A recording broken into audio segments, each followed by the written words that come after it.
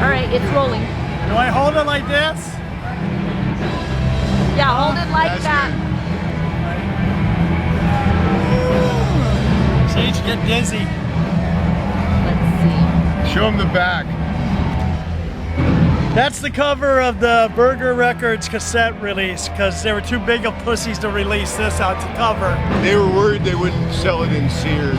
It looks better like this though on the cassette actually. You know, this would like disappear. It'd have to be, Like sideways, yeah. So, see already we're having fun with it and we haven't even opened it yet. Oh, by the way, this is Bill Bourne with PNX News, and I'm here with one of the co-founders of PNX News itself, Mr. Rikk Agnew, aka Rikk Agnew, a field reporter for PNX News. And recently, Sister Ricky Elephant, the nun. Ah, yes. That was great. We love those pictures in Chaton. In fact, we were thinking of running away to a convent together. Well, now you have a new album. Not me and him, me and No, I would. Well, you can come with if you want. Hey, why not? What the heck? You know, they got wine there? Yeah. Okay. And you know what's great too? It's like, you know what kind of meat they eat there? None. No, cut that out. That's like a Casey joke. But let's get back to your album.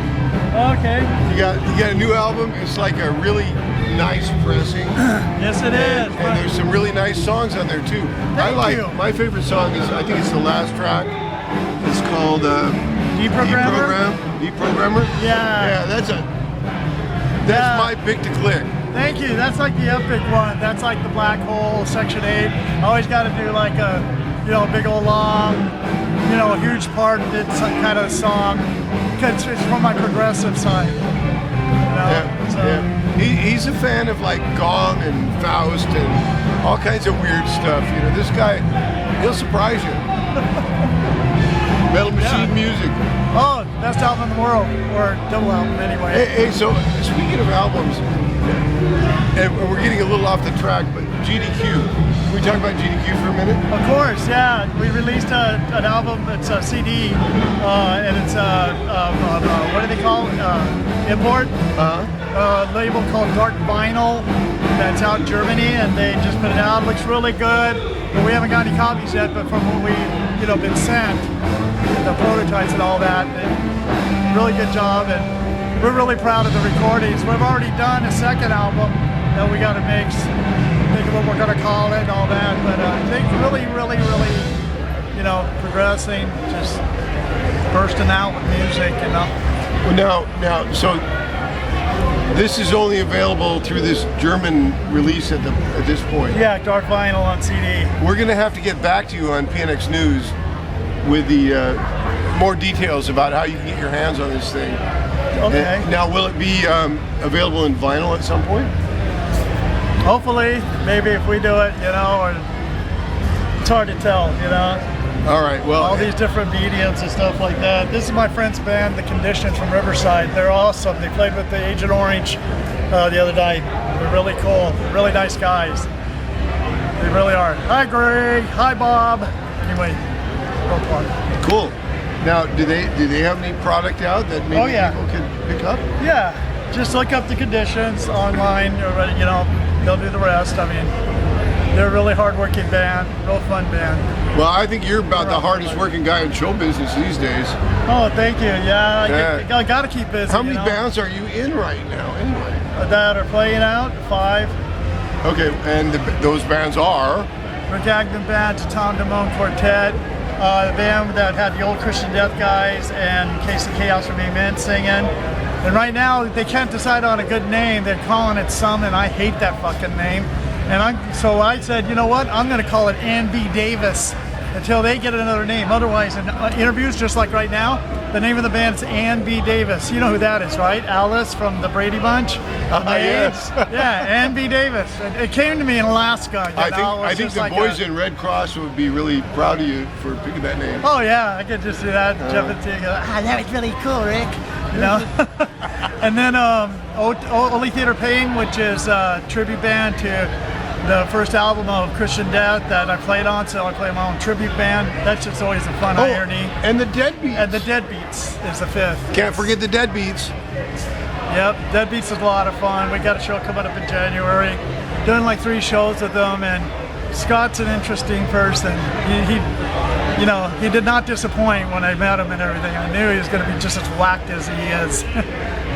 That's awesome. Yeah, and there's like 7 people in the band: Paul Rosler, and then Heather from Egrets, and Joe, the drummer, and David Jones, the bass player, and Anthony, the sax player.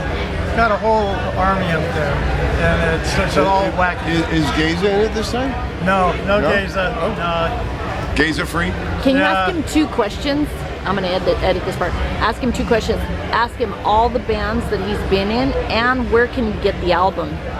Okay. Okay. So Rick, you've been in 1 or 2 bands. Yeah, a couple. And I can come up with a lot of names, but obviously you would know better than I. So can you help us out and just tell us some of the bands you've jammed with? I've been in every band in the earth except for the Beatles and the Osmonds. The Beatles obviously because it could only be the Fab Four, and the Osmonds because my teeth were never bright enough and I wouldn't convert to Mormonism. Otherwise I've been in every other band. Even Vandergraaf Generator? Even Vandergraaf Generator. Wow. Even Faust, even Can, you name it. Gong? Gong, Gong, Boing, bands like that. Remember Boing? That was Derek Peligro's band for a while. When he had first joined Chili Peppers, he had a band called Boing. And all kinds of fun things. Well, let's see. I'm thinking of a few. Like you were one of the founding fathers of the goth scene, the dark wave. Death rock. Death rock. Yeah, that's what we used to call it. But Christian Death, 45 Grave. What else were there? I mean, those are heavy hitters. Were there some other goth projects that you were involved in? Yes. There's Voodoo Church. I did some recording with them. I don't know if it ever got released. This was like about early 2000s. And I don't know, other bands. Cliff and Ivy from Alaska, Alaska's only goth band. We just were up there a couple weeks ago, played Fairbanks, played in Anchorage, and it was amazing up people. there. They're very, very good people. And we're trying to get them down here again to play sometime in March. We did a recording with them with Sky and Deb and Paul, myself, Teton, and came out really, really, really good album. It's called, gosh, I forgot what it's called, sorry. So many things. Well, we can find out. Google it. And let's see, so you were one of the early members of Social Distortion, Yes, sir. Adolescence, Lethal Weapon. No, I was never in Lethal Weapon. No? That was my brother. Oh, okay. My brother and Steve were in Lethal Weapon. All right. I played TSOL for like about a week. Todd broke his hand on a drum case because he wouldn't stop for food. That was on their first U.S. tour they did, 81 I guess it was. So I was playing guitar for Christian Death at the time, and they flew me out to play drums. So I had to learn the song It's All Night, and that was fun for about a week. But it was crazy. There was a rumor going around years ago that there was a whiskey curse, and the night before your band played the whiskey, you quit the band. Which band? Any band. No. That's why bands were afraid to play the whiskey when you were in them. No, that's not true. Oh, all right. That's not true at all. See, it's been verified. So although the whiskey has been a big piece of shit for the last 10 years or so. It used to be one of my favorite places to go, but ever since like Gilbert Valentine left and it got switched around, and now it's like corporate, I guess, or whatever it is. Pay to play, or yeah, just that whole thing there. They just ruined the spirit of it, as far as I'm concerned. And the staff there, they could kiss my fucking ass. I hate those guys. And they fixed it so you can't sneak in anymore. Too. And he was in DI. You can't do Oh nothing. yeah, DI. He was in DI. $20 for parking. Rikk Agnew's yard sale. Last night we played at San Diego Underground Film Festival. Both my bands, Rikk Agnew Band and Chacon Damone. It was for the film festival. They played Dead Hands Dig Deep, which is Cadaver's Edwin's story. Basically, like him going really low. He's doing better now and stuff. And he did a Q&A there last night when the premiered at the ArcLight we did the Q&A there and stuff. This is one of his DVDs right here, Taste of Blood. Intense, not for the squeamish. And this guy, what I love about him, I mean, I lived with the guy for over a year. I got him linked up with Eva. They were married for a while. You're in his film. That's right, yeah. And you have his tattoo. Yep, right there. And then I always wear this. This is the emblem. He designed that when he was like about 5 years old. It's called a death box. And he's a genius, you know, he's a pure genius. And it's nice to see he's doing better. You know, he's great, man. Norwegian. It's that Norwegian blood, I'm telling you. You are a genius. Absolutely. And I dub you the godfather of OC Punk. Oh, thank you. I think so. I take that, you know what I mean. The godfather of OC Punk and the first creator of Punk's News. Genius. Hail to you, Rick. And Rick is an artist. Oh, thank you. He Oh, paints. that's right, and an author. Oh yeah, And an author. the books. I forgot about the books. What are the titles of your books? Sam, could you run and grab those 2 books really quick from the table? 2 what now? One copy of each from the table of the books. The books. The daddy books. Most bands these days and most band members write their story. They put out biographies, autobiography. One of the best ones I've read so far, and I knew I wouldn't be disappointed, was My Damage, Keith Morris's. Wow, amazing. And it's great because you learn a lot about these people. You know, even if you rub shoulders with them all your life, and then you discover a lot more about them, and you know, it's pretty amazing. And when the more you read all the biographies of punkers and stuff, I mean, very, very talented people. Talk about geniuses. You know, punk rock is all about geniuses. It really is. We always look at being the low part of the totem pole and everything and stuff. But what do you think holds up the rest of the totem pole? Individual DIY, yeah, not just right. You know, I like that. That's very good. not Thank just you. trained. It's rootsy. It comes from the heart. Oh, okay, yeah. Thank you, sir. Here's some books, but I don't want to write a biography yet, or I want somebody else to do it and stuff. So now I've been co-authoring with my friend Frederick Burnt from Iowa, and this one's called Daddy, Where Do Strippers Come From? And he does the artwork, and I write the stories, just wacky stuff I write, you know, when I'm just bored or whatever, or I'm indulging in a little bit of herb, you know, which Is legally approved in the state of California. yeah, and I like it, you know what I mean? I don't consider it drugs, I don't consider it anything like that. And speaking of that, And then there you go. Daddy, where does 420 come from? Rikk Agnew. And that's got all these different concepts. Oops, sorry. Concepts I have about where 420 comes from. Everything from the Marijuana Act to Bob Dylan to Alice in Wonderland, the Nice Beatles. illustrations. Thank you, Bob Marley. Yeah, that's my friend Frederick. He's really a good artist.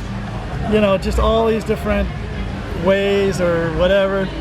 Just stuff like I said I come up with, you know, when we talk and everything, and I will, Very cool. like, I'll, you know, make up stuff, Johnny. You